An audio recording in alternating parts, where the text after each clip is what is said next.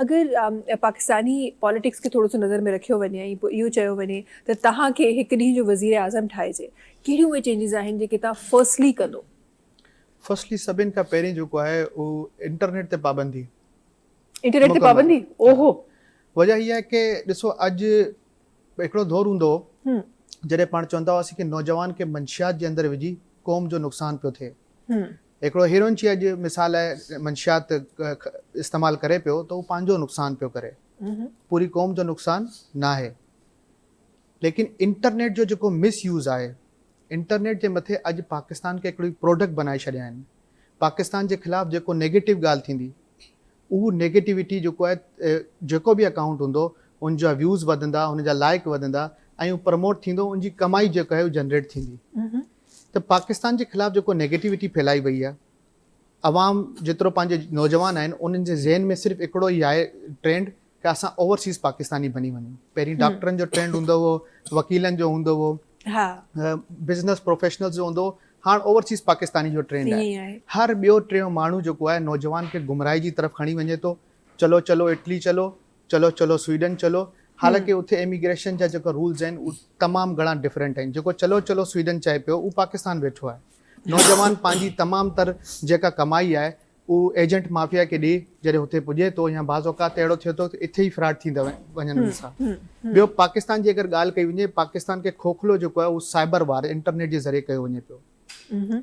Internet ते पाबंदी करे पंहिंजो पाण इंटरनेट ठाहियो ताकी जेको बैरूनी प्रोपेगेंडा उहो न थी सघे। अॼु गूगल हुजे या सोशल मीडिया जा जेतिरा वॾा अकाउंट आहिनि उन्हनि जा हेड केरु आहिनि? इंडियन वेठा आहिनि। चंद अहिड़ा हैशटैग्स आहिनि जेको पाकिस्तान जे इदारनि जे ख़िलाफ़ु हुजनि या पाकिस्तान जे ख़िलाफ़ु हुजनि, उहे तमामु तर पोस्टूं वायरल थींदियूं आहिनि ऐं पाकिस्तान खे तमामु घणो नुक़सानु सोशल मीडिया जे ज़रिए पुॼी रहियो आहे। अगरि तव्हां कराची जी ॻाल्हि करियो त कराची उहो शहर हूंदो हो जेको कॾहिं सुम्हंदो कोन हुओ। अॼु कराची जा नौजवान जेको आहे 12-1 लॻे ताईं सुता हुजनि था। उन्हनि जे अंदरि लगन कोन्हे की असां अॻियां वधूं। असांखे शितर मुर्ग शहरी में खाराई वञे पई, असांखे बकरनि जो गोश्त खाराए, असांजो जेको ज़मीर आहे उनखे मारियो वञे पियो ऐं असांजा जेको नौजवान आहिनि उहो पंहिंजी मसरूफ़ियात जेतिरी आहे उन्हनि जी एतिरी आहे की 12-1 लॻे उथी बकरे जो गोश्त खणी पाण बि खाइणो आहे NGO वटि, पंहिंजे ॿारनि खे बि खाराइणो आहे, 100 रुपए जो पैकेज कराए बसि इंटरनेट ते बि हुकूमत खे जेको आहे बदनाम करणो आहे, हुकूमत जे ख़िलाफ़ु ज़हर उगलणो आहे। सही। अच्छा, ही जेका इंटरनेट बंदि थियण जी ॻाल्हि थी या हैशटैग्स खे प्रमोट करण जी ॻाल्हि थी, ही मिसाल कुझु ईअं त थी वेंदो ज़ुबैर साहब, त चवंदा आहिनि त कबूतर खे ॿिली खां डपु लॻे त उन अखियूं बंदि करे छॾियूं। ईअं त न आहे त असां इंटरनेट बंदि करे अखियूं बंदि करे छॾंदासीं। दुनिया त उन ई हैशटैग्स खे ॾिसी रही हूंदी। बिल्कुलु। ॾिसो दुनिया जे जेतिरा बि तरक़ी याफ़्ता ममालिक आहिनि, चाइना जी ॻाल्हि करियो, उते सोशल मीडिया जे मथे चंद पाबंदियूं आहिनि। नॉर्थ कोरिया जे पाबंदी इहा वाकई सही ॻाल्हि आहे। ऐं इंटरनेट मतिलबु हुनजी ॻाल्हि कोन थो कयां, अॼु लिमिटेशन हुजणु खपे। बिल्कुलु बिल्कुलु। नॉर्थ कोरिया जे अंदरि पाबंदियूं आहिनि ऐं सभिनि खां वॾी हिकिड़ी ॻाल्हि चवां, हर मुल्क जे अंदरि जेको आहे अहिड़ा कानून आहिनि जेको पाबंद कनि था इंसान खे कि कोई अहिड़ी पोस्ट पाण शेयर न करियूं जेको मुल्क जी सलामती जे ख़िलाफ़ हुजे। सही। स्वीडन जो नओं कानून हिकिड़ो पास कई आहे, जासूसी जो कानून।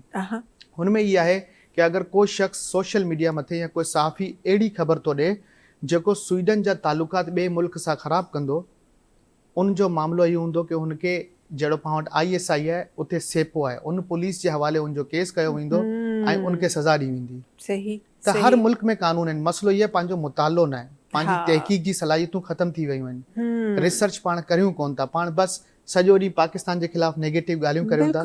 जॾहिं तक पाण वटि मुल्क आहे पाण सेफ आहियूं, मुल्क न आहे पाण सेफ कोन आहियूं। सेफ कोन्हियूं। अच्छा, प्लस असां वटि कानून जी आई गेस रसाई कोन्हे या कानून खे असां सीरियस कोन वरितो आहे। बिकॉज़ जॾहिं तव्हां चओ पिया त कानून आहे, मूंखे रिसेंटली यादि आहे त कुझु अर्सो पहिरीं हिकु लॉ पास थियो त जंहिंमें सर्टन वर्ड्स हुआ या सर्टन ॻाल्हियूं हुयूं जेके तव्हां कंहिं माण्हू जे ख़िलाफ़ु, गवर्नेंस ते हिकु वॾो हिकु इशू आहे, पर कंहिं माण्हू जे ख़िलाफ़ु तव्हां फला फला शइ नथा चई सघो। इहो लॉ पास थियल आहे असां वटि, पर उहा ई ॻाल्हि आहे त इम्प्लीमेंट केरु करे, है न? Implementation is again is question असां वटि जेको आहे। ॾिसो अॼु धरना लॻा पिया आहिनि पाकिस्तान में, आवाम सड़कनि ते अची वई आहे। राइट्स जेको इंसान जा जेतिरा आहिनि न, जॾहिं तक पाण उनजी डिमांड कोन थो करे उनखे हासिल कोन था थियनि।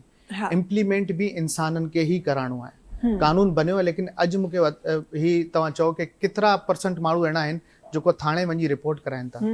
एग्जैक्टली तव्हांजो मोबाइल स्नैच थी वियो, तव्हां कॾहिं बि पुलिस वटि कोन ईंदा, बिल्कुलु छो त पाण करे कोशिश कोन कई आहे। हा हा अहिड़ा वी लोग बनायूं था, बस मुल्क जे खिलाफ़ ॻाल्हि करियूं था, लेकिन सिस्टम खे बहितर बनाइण जे लाइ करे को बि काविश कोन थी थिए।